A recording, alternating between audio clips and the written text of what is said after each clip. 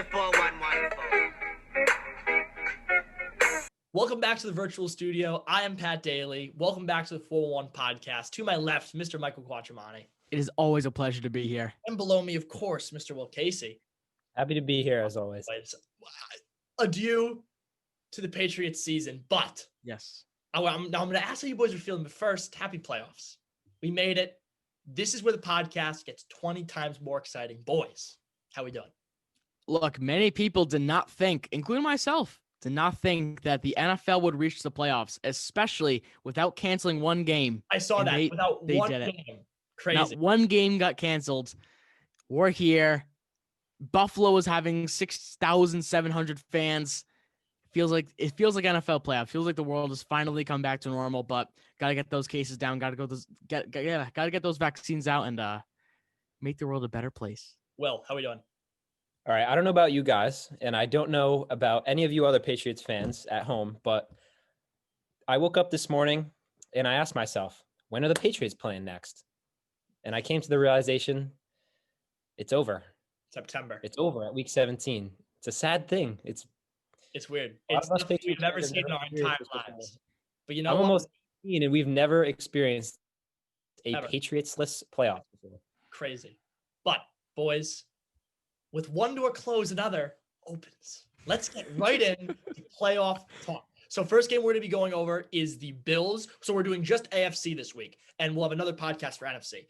The first game we're going to be going over is Bills versus Colts. The Bills have the home game there. The next game we're going to be going over is Ravens versus Titans. The Titans have the home game there. And finally, I think one of the more contended games is going to be the Browns versus the Steelers, and the Steelers have home field advantage there. So the first game I want to cover is Bills Colts. And Will, I'm going to start with you. How are we feeling about this game? All right. I'm feeling pretty strong for the Bills. I know they're the 2 seed. It should be an easy win.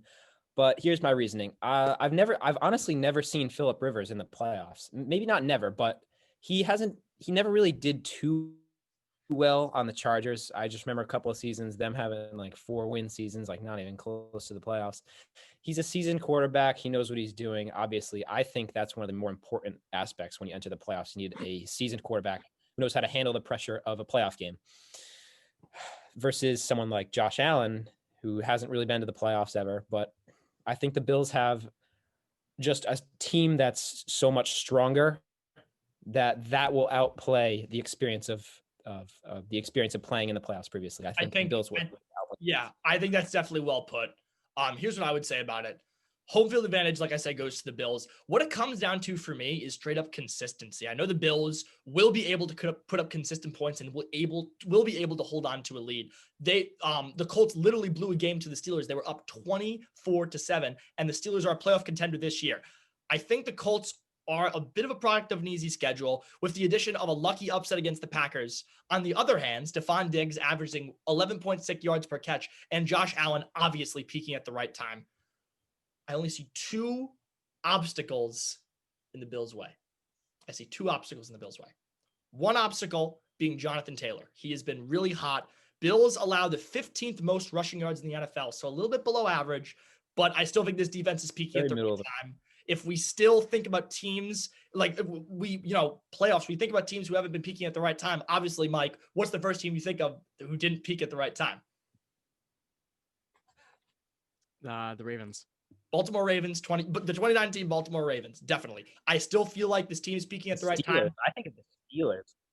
Yeah, the Steelers. Yeah, last year the Ravens. This year the Steelers. This year the Steelers for definitely. Sure. But I do think that this team is peaking at the right time, so I'm not detecting an early exit from them. There's only one other issue I think that Will went over. Josh Allen is young, and Phillip Rivers is kind of a weathered quarterback. And no matter how mediocre Phillip Rivers' playoff record is, he's still a veteran, and coming off of what some might say an MVP season for Josh Allen. For me, I think the Bills win this one relatively safely. I have the Bills winning this one 31-20. Yeah, the opening line for this game is the Bills favored by 6.5. And honestly, I don't think that's enough. I think the Bills should be the heavy favorites in this game. They're the hottest team in the NFL right now. Plain and simple. Like, there is not a team right now that looks better than the Buffalo Bills, in my opinion. They're averaging 47 points per game over their last 3 weeks. They're averaging that, including a 56-point game against the number 1 defense in the NFL yesterday, the Miami Dolphins. So their offense is number 1 over the last 3 weeks, and their defense is sneakily, I guess, number 6 over the last 3 weeks. Indianapolis, in my opinion, really hasn't had a big win in over a month and a half.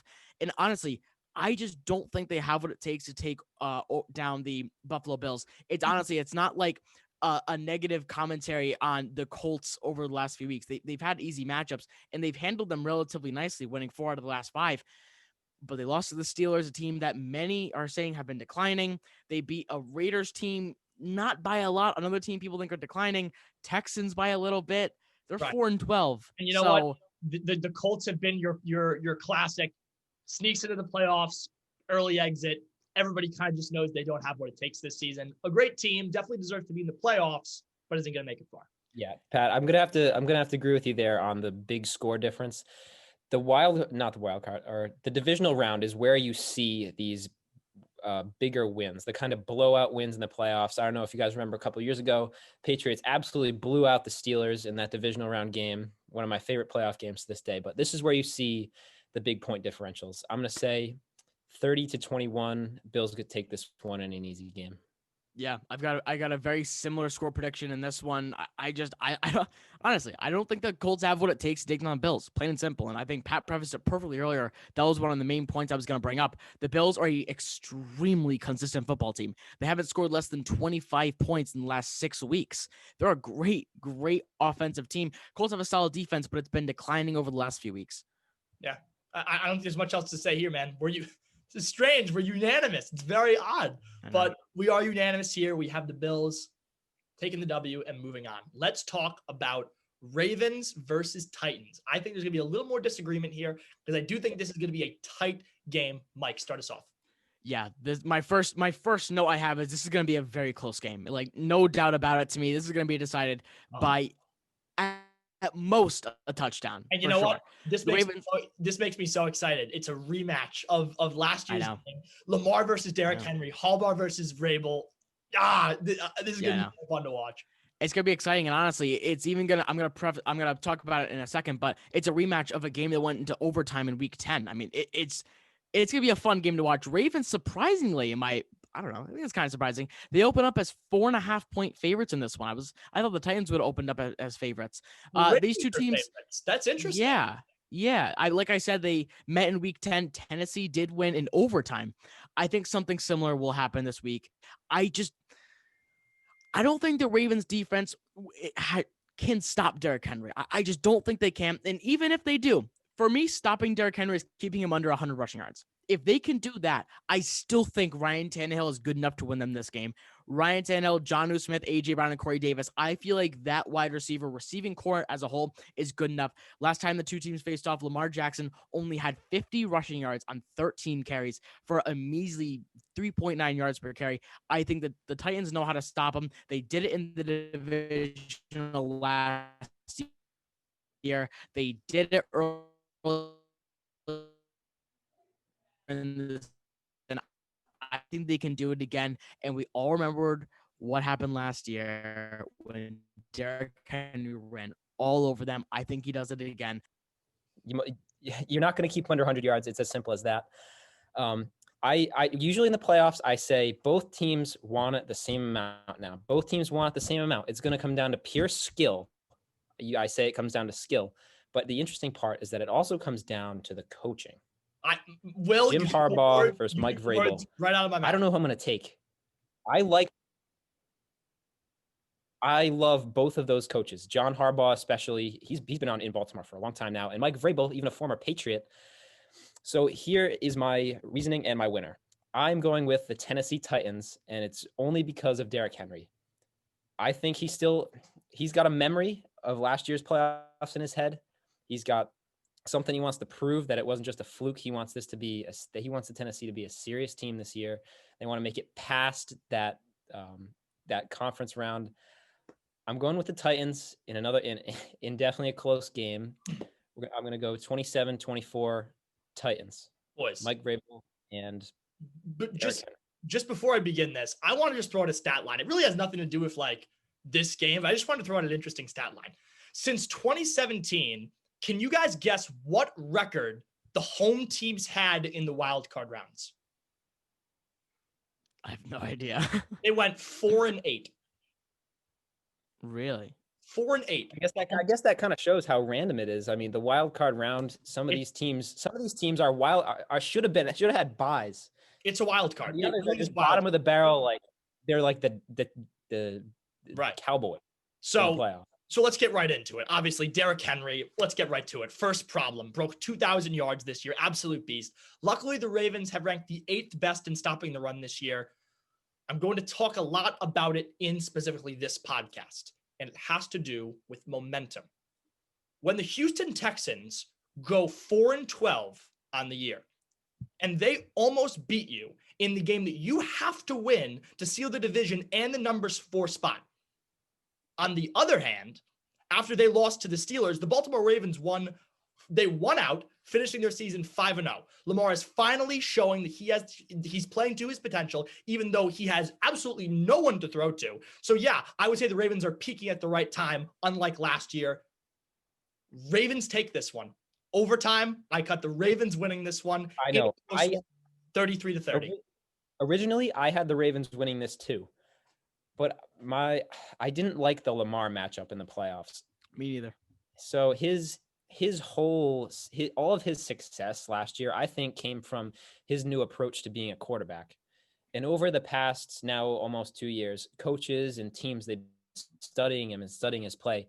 They figured out a way to stop a lot of that run success. And he's not the superstar MVP that we saw last year.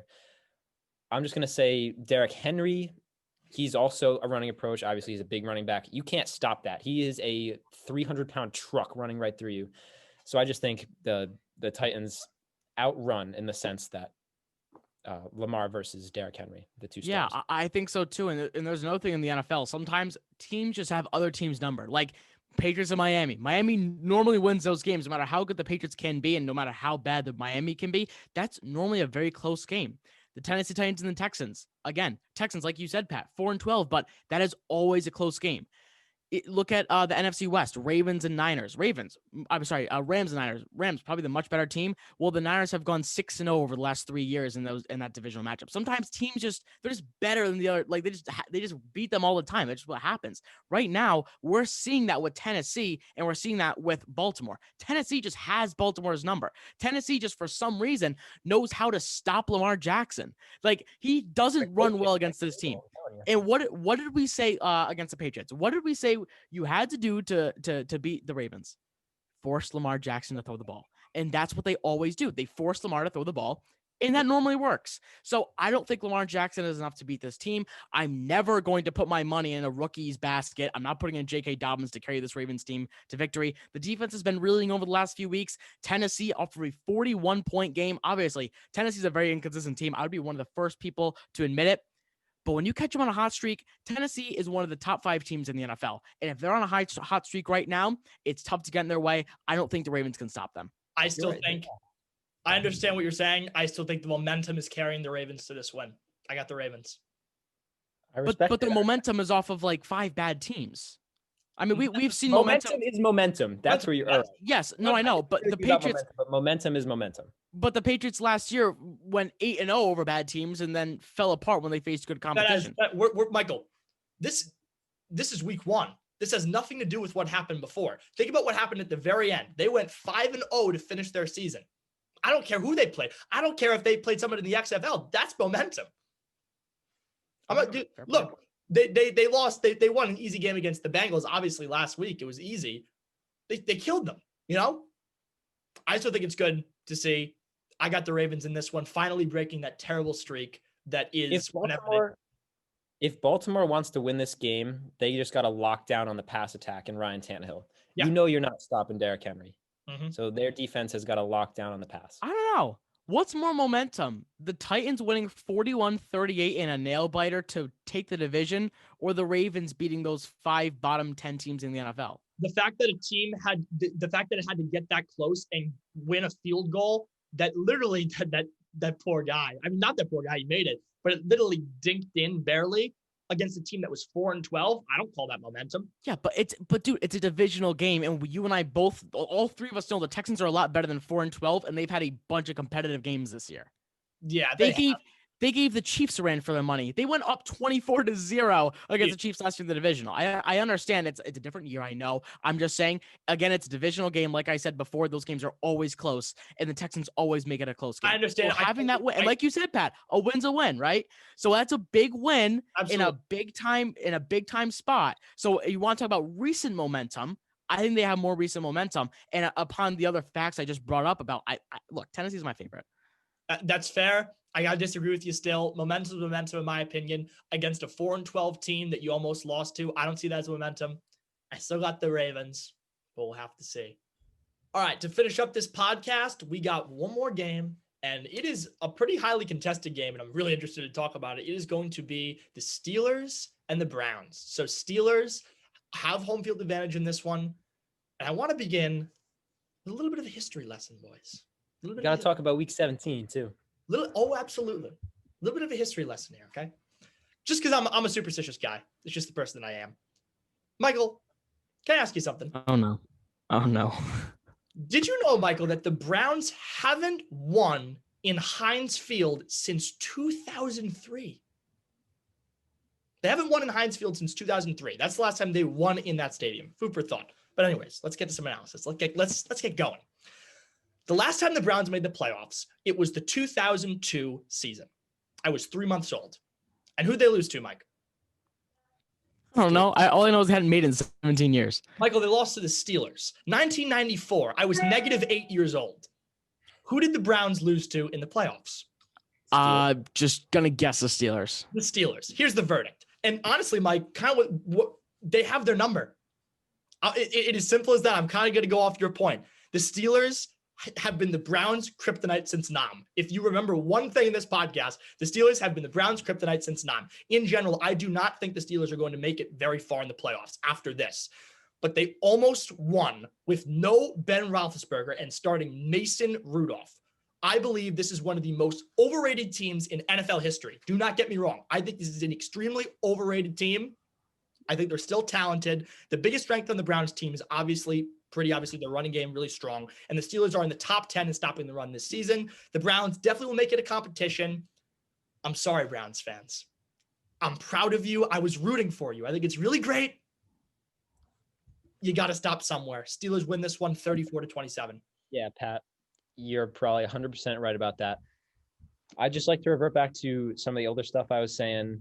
Baker Mayfield's young quarterbacks in playoffs. They just don't. Yeah. The Steelers are 4.5-point favorites in this game. You can't ignore the history. I mean, the Browns haven't been to the playoffs for my entire life. And the last time they were in it, they even lost to the Steelers, like Pat said before.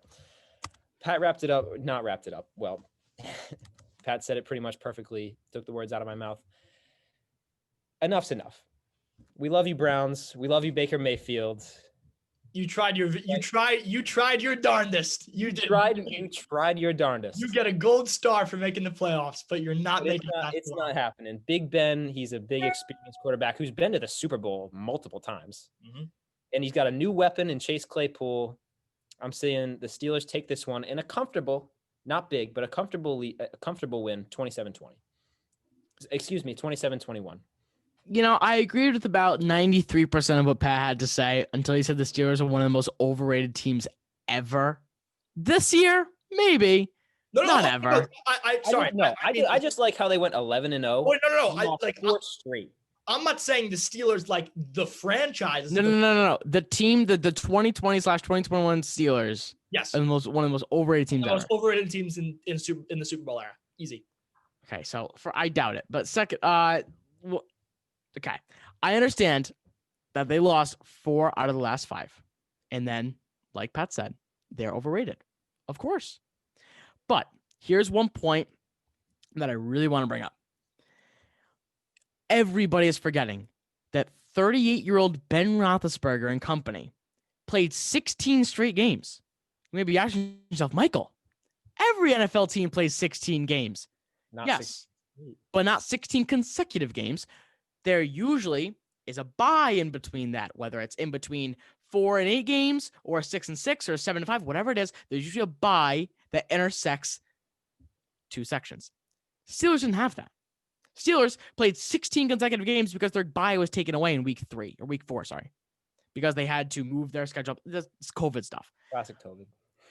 They didn't have bye week. So now that their stars have rested, Big Ben, 38-year-old guy, is in a wheelchair. He's going to go to the retirement home after he retires. Now that he has a bye and he has 2 weeks to now learn up about the team that hasn't beaten him in 23 years, I think the Steelers are going to show everybody why they feel that they are a legitimate contender and they're going to beat the Browns, just like the both of you said. Baker has never been here before. I'm a big believer in rookie in the playoffs, like guys who've never been in the playoffs before. I'm a big believer where they normally don't play very well, and history will prove my point. Pittsburgh has the 3rd best pass defense in the NFL. Cleveland has one of the worst pass defenses in the NFL. So I've got the Steelers in this one. Not comfortably. I don't know if 27-23 is comfortably, but I feel like the score won't be an accurate representation of how the Steelers are going to play this game. So you're thinking they're going to be ahead the entire game? Yeah, I don't see them losing at any point. Mike, I agree with you. I agree with I agree with pretty much everything you said. But there is one exception to your rookie playoff quarterback. Tom Brady, but he's the greatest ever. He's the greatest ever. It's different. In 2000, won his Super Bowl in 2001. Yeah, I know. Yeah, but he also had like the number 1 overall defense that year. They had a sick defense. Come on, he was a 7th round pick, basically. Michael, we're definitely agreeing more than we're disagreeing, and we both have the Steelers winning this game. I still think you can't chalk up the Steelers being overrated. Oh, they didn't have a bye. And I'm not trying to diminish the fact that buys are totally important. Obviously, when you're conditioning to that extent and you're pushing your body that hard, obviously people need buys, and that's definitely a disadvantage that they had. I just don't know if you can chalk it up to that. I don't know. I'm not chalking it up to that. I'm just saying that that's a big reason that neither of you brought up. So I kind of wanted to bring it up. I wasn't gonna bring up information that you guys already said, because who wants to listen to repeat stuff, you know? So that's just one thing that came to my mind that I wanted to bring up. But, honestly, I think it deserves more credit. I mean, I don't think if the Steelers had a bye week that they would lose to the Bengals. That is something I will say. Not a whole lot of teams in the NFL this year lost to the Bengals. And I don't care how overrated you are. If you're 11-3, it's very uncharacteristic to lose to that Bengals team. They were banged up. I watched that game cover to cover. They didn't look. You know what I mean? Yeah. I don't know. They look tired. And they looked tired last week too versus the Browns. Boys, we just about wrapped up this podcast. I have one more question to ask. Does Juju dance on the logo? Oh God. Why does everybody care so much? I don't get it. No, I'm just wondering. I think it'd be fun. No, I think that's interesting. I don't think he should. I really don't. Yeah. Seems like a bit of a bad luck charm. I know he got wrecked in that game that he jumped on. That was against the Bengals. He got absolutely that was the Bengals game. Waxed, bro. He got waxed. Yeah. I'm saying no. Don't take the chance. Yeah, I'm saying no. He already said he wasn't going to anymore. You can't take the chance. Yeah. Yeah, he already said he's not going to. I don't think it's that big of a deal, even if he does. Oh well. It's not. Like if you're superstitious. We made it, boys. This is wildcard weekend. We got now 6. We just covered 3 AFC. We're coming at you in a couple days.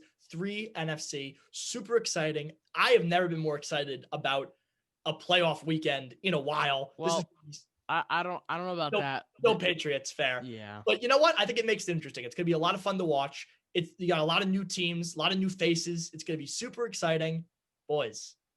Here's what I will say, though. Here's what I will say. For those of you that may be thinking, oh, what are they going to do after the playoffs, right? Well, just like last year during quarantine, we pumped out a bunch of videos. I will say this. This is going to be the most interesting and chaotic Patriots offseason we've ever seen. I know that for a fact. With we haven't been in this position since 2000. Exactly. We need a quarterback. This much cap space, this much draft capital, and these many free agents, and these many guys who are on the trade block. It's going to be 4-1's not going away. Oh, you can tell we're here to stay. We're here to have fun. And Mike, we're here to party. It's going to be a great time, boys. That wraps up this episode of the 4-1 podcast. I'm Pat Daly signing off. Michael Quattromani signing off. And Will Casey signing off. This is the 401 podcast, and we will see you next time. Happy playoffs. Let's go. Woo! Let's go. Awesome podcast, boys. Good stuff. Woo!